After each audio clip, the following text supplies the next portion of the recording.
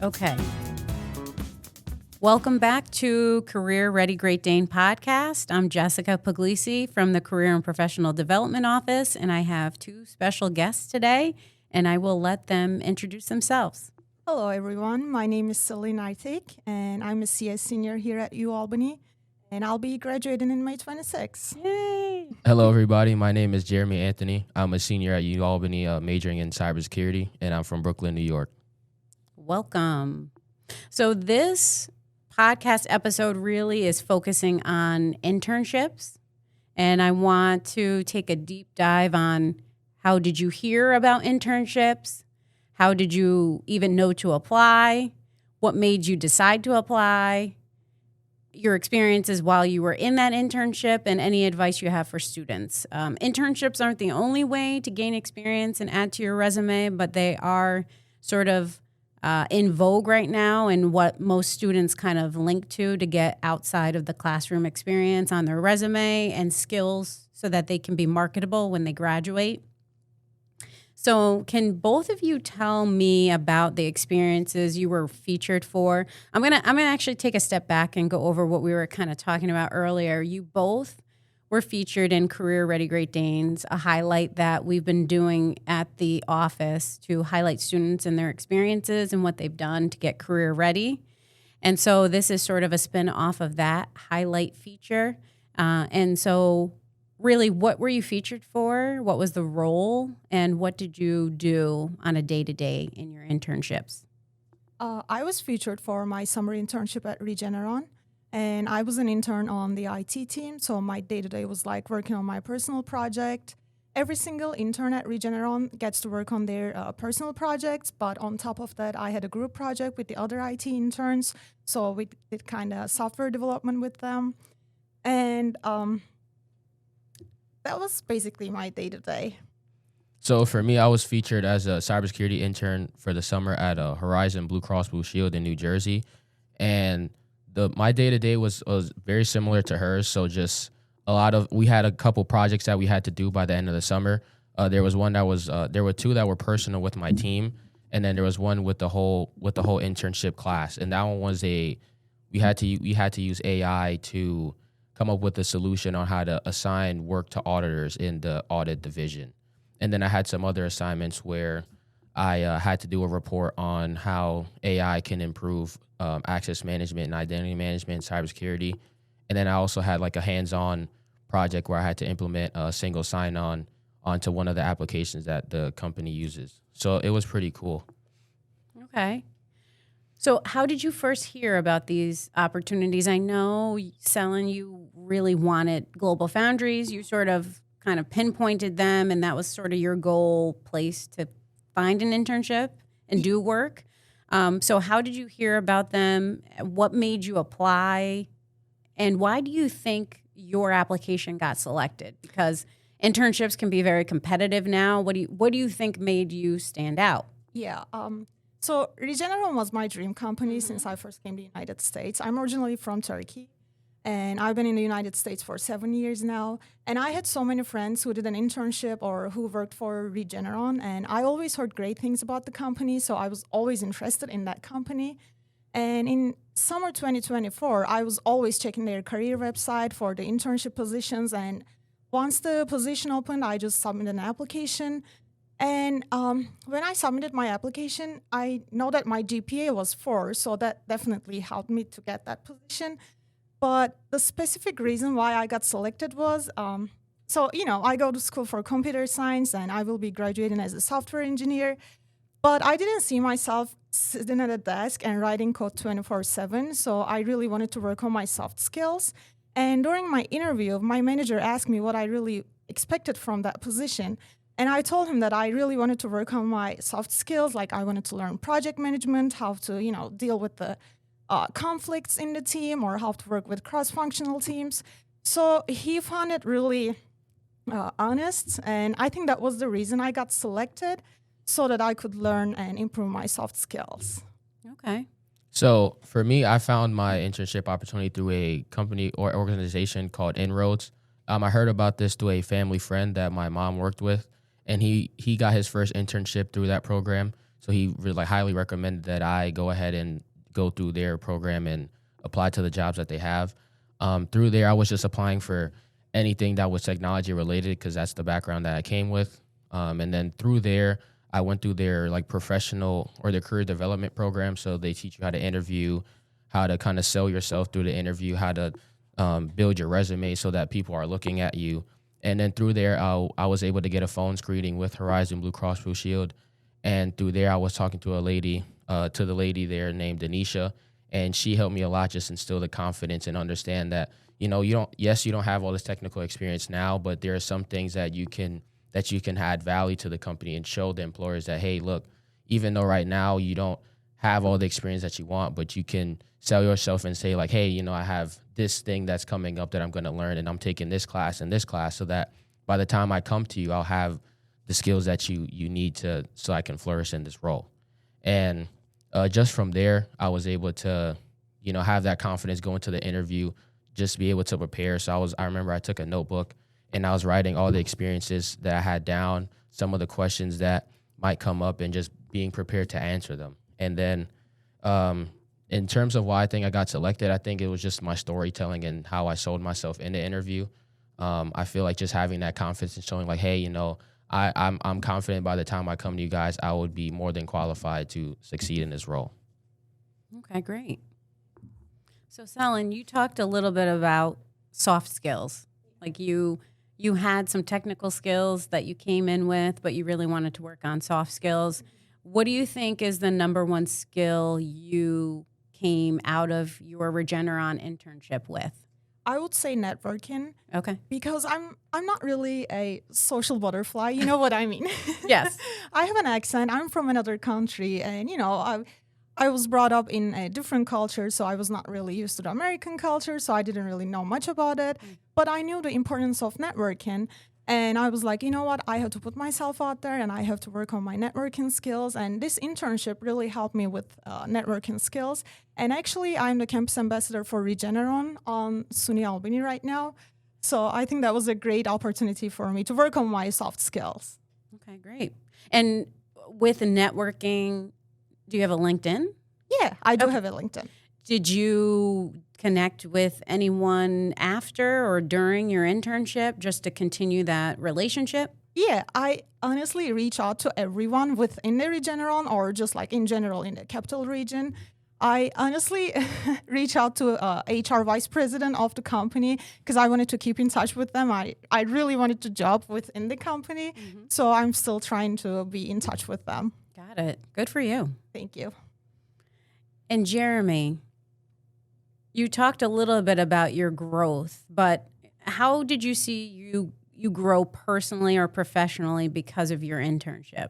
So I'm going to talk about my professional growth. Mm-hmm. So one of the biggest changes for me at that internship was balancing multiple projects at the same time with no really like set deadline each week. So you kind of had to control the pace of how you completed the projects on your own. All the jobs that I had before, it was, okay, you do this thing, and then after you do that thing, and then that cycle just continues. But going into my summer internship, it was very different. You were in control of how you get this done. You just had to get it done at the end of the summer.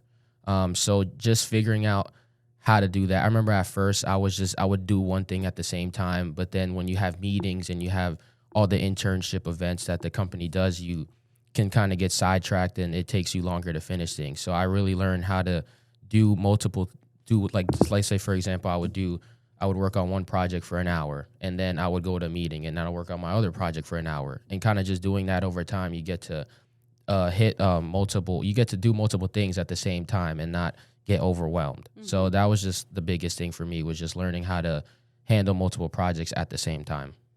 Do you think you had that time management skill before the internship, or did that internship help you hone time management a little bit better? I think I had a little bit of the time management skill. I feel like in any job, I never had a struggle with getting work done on time. But I feel like that time management was different, and it was a lot more. It was different in the sense that I feel like in a job, you're gonna have multiple things you have to do, and you have to figure out how much time you can allocate to each thing. So I feel like before, yes, I had some decent time management skills, but now I feel like they're a lot better than they were before. Yeah, and that not having someone over you saying, now on to the next thing, on to the next thing, that experience really simulates what the real working world feels like. So I think that's a great experience, too, to expose you to what it's going to really look like. So, Jeremy, we met actually through Great Danes NYC. Shout out to Rob and that whole experience. And they are site visits during the winter break. We go to various employers. A lot of them are connected to our alumni, and students get to see what these companies look like, feel like on the inside. And so that's where we first met, and you made a really great impression. So my next kind of question is about support and resources. What campus resources, mentors, staff, classes helped you prepare you for just being career ready? I guess to kind of highlight what you talked about a little bit before, the Great Danes and NYC, I feel like that's an amazing program, or I guess thing that students should do, just because when I first came into college, I didn't really have an idea of like where I wanted to be career-wise. But I feel like going to the nice tall building in Manhattan, and you're walking in the office and in the hallways, you're like, wow. Like, I feel like it really gives you a sense of not belonging, but where you want to be. And I feel like when I was walking through it, I was like, wow, this is where I need to be. Like, how do I get here? So I think that was like a huge wake up call for me. But in terms of like a class or something else that the school provides, I would definitely say the EY trajectory program helped me a lot in terms of understanding what like real life, or not real life work, but real like corporate work is about, and what it takes, the quality. And, it's not so much about writing this long paper, but being able to summarize a bunch of information into something short, so that whoever you're presenting it to can receive that information, and it can help them out with their job. And also just being able to present, and, a lot of students, they have a bunch of other responsibilities. So being able to manage that time and manage all the different priorities people have, I feel like taught me a lot. And one thing before we started recording that we were talking about is folks on campus really do want to help, but the idea of some folks not wanting to ask for help. And we were talking about, in this situation, the librarian that presented to your class, and then you connecting with that person for a deeper dive into the research that you needed to do for that class. So you're very aware of, sometimes you need X person to help with the Y thing, and it's not any sort of indictment on yourself if you ask for help. And really that goes back to like networking, right? If someone has some information to share that could be helpful on your path, like use them, like reach out to them. Are there any selling resources or anything on campus that you felt like helped in your development? I actually, this is the only thing I regret about my college years, because I haven't utilized the college resources, but I think I recommend everyone to use them, because I see a lot of friends who actually benefited greatly from the school's career services. So if I were to start from the beginning now, I would definitely use them. Okay, so this is like a cautionary tale. Use. Exactly. Okay, cool. All right. Thank you. So I guess thinking about your next steps, you're about to graduate. You won't be long before you graduate, so you're probably more out the door than you are in the door. How has your experiences, either on campus, your internships, anything in your career development, how have they influenced your next steps? So I would say that it definitely made me aim higher. I remember when I first got here, I was going through the motions my freshman year, just trying to get a grasp of this new environment. And I was a sophomore and a junior. I was just like, okay, like I just want to get a job out of college. Like I want to be able to walk across that stage and just know that I have a job. That was my goal. But I think now, being able to, like with the experiences that I have, it just allowed me to aim higher. So I'm like, okay, instead of me getting a job, I want a job at a top Fortune 50 company or 500 company. So I think just my goals were just like, okay, like now I'm just going to aim higher, and I want to see how far I can go compared to I just want a job. Yeah, I definitely agree with him. I also was like, I just want a job, and it doesn't matter what really is. But now I'm like, you know what, I actually can do better, or I can actually want the better for myself. So I keep aiming higher for myself as well. So for me, when I hear that, I feel like there's a sense of confidence, right? It's not just about baseline getting a job. It's I have these skills and I have the confidence to, like you said, aim higher. So I think that's a really good value or characteristic that you get from this experience. What about a student who's listening? Maybe they are where you were a couple years ago and they don't know where to begin. Like it's overwhelming. Maybe they're just focused on their classes or making friends, but they know in the back of their mind, you know, some career stuff should be going on. What small piece of advice would you give for a student to just get started? I think we spend so much time on thinking like where to start from, but I think the most important thing is just start from somewhere, and it doesn't matter where you start from. Because also, like, as I mentioned earlier, I'm not really a social butterfly. So if someone told me, oh, just go and do networking, that wouldn't work out for me because I was not feeling comfortable with that. And I was like, you know what? I'm not really good at networking. I need to work on my social skills, like soft skills. So I was like, where to start from? And I was like, you know what? I really like studying and I can keep my GPA higher. So I started from there. But starting point might be different for everyone else. And I think the most important thing is just start. Yeah. So for me, it kind of goes back to what me and Jessica were talking about earlier in the terms of like, there's a lot of people that are willing to help you, but if people don't go out and seek that help, then they won't know. So for me, I am the social butterfly who will go out there and talk to anyone.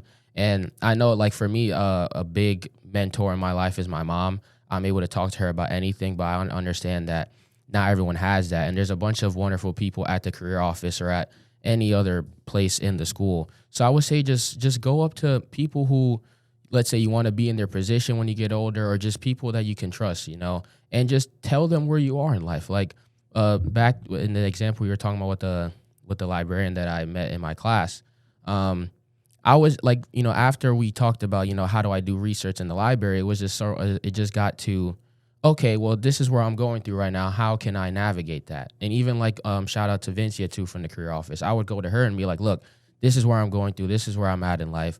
How do I navigate that? Who do I talk to? What do I do? And I feel like if students just go out there and just share their story to people, I feel like they would be able to get the help and the advice and that they need. And then from there, it's just going ahead and doing it. Thank you so much. It's good advice. And I think sometimes getting started and just taking a small step feels a little less overwhelming. But yeah, it is hard to just kind of get started. All right, so we're going to wrap up. If you both could describe your college experience in 3 words, it doesn't even have to be 3. It could be 1, 2, 3. What words would you use? I would say challenging, determination, and rewarding. I like that. Okay, I would say it's a saying my dad always instilled in me. It's business before pleasure. That is kind of the mindset I had coming into college. You know, obviously a lot of people fall into all the partying and all the free time you have, but my mom sacrificed a lot for me to be here.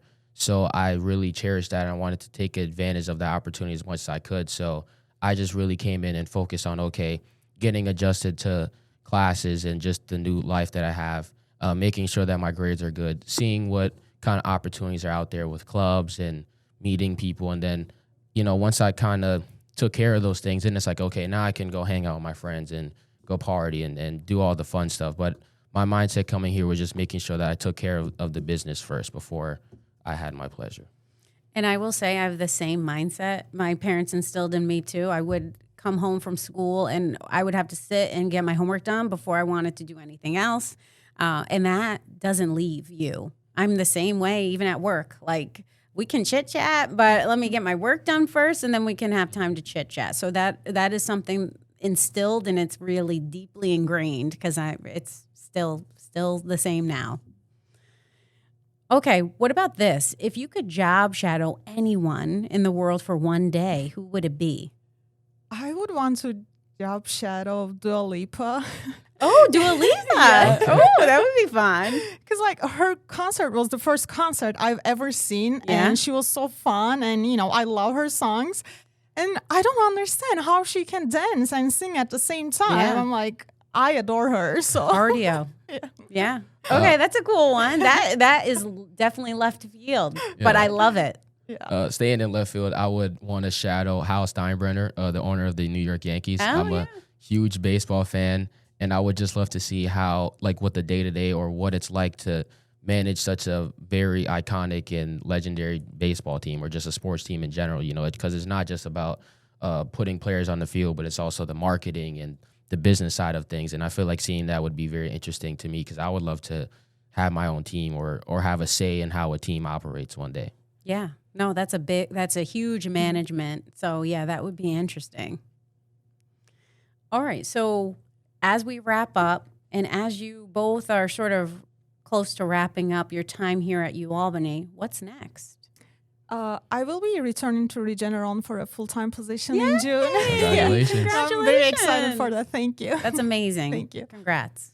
For me right now, I'm still looking. So just trying to kind of putting myself out there and seeing what opportunities I can land. And from there, I'll make my decision later on. But yeah, right now I'm just looking. Yeah. Okay, thank you so much. Any last parting advice that we didn't get to? Anything else you wanted to say that we didn't cover? I just want to say, everyone, that, guys, if I could do, also you can. So just keep working. Yes, yeah. And then I also say, I talked a lot about earlier about just going up to people and sharing their story. I just want to also say that I'm also here for students. I know that maybe talking to older people might be scary. You feel like you can't relate to them. So I also want to kind of throw my hand out there and say, if you ever need advice or want to talk about anything, that I'm also here too, if you want like a student perspective as well. We love that. And are you both on LinkedIn? Yes. Yeah. Okay. And so folks could find you there and link with you there too? Yeah. Okay. So Absolutely. if you just type in like our full name, we'll pop up and you'll see our picture and stuff. Perfect. Okay. Well, thank you so much for your time. Thank and you I for appreciate having us. Yeah, all the advice. Yep. Thank you. Thank you.